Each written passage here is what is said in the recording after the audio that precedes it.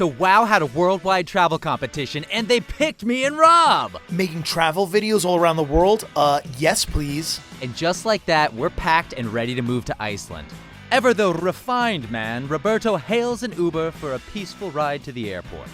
While Brad sewed up his pants and hauled his entire life to the subway.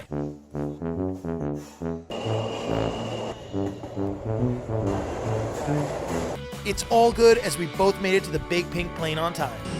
A snap of the fingers and we are in Reykjavik, ready to get to it. As Icelanders do, we call out to a native bird for our house keys and head into our home for the very first time. Just don't look over there in the corner.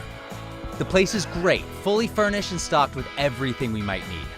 Bacon, Coke, WoW beer, yes, WoW made of beer, and of course, fish jerky. It just looks like snake skin. It looks like they're eating a wallet. Our new digs were great, but it was time to get to work. So we made sure our new pet stool was fed, opened up our street level blinds, and got to it.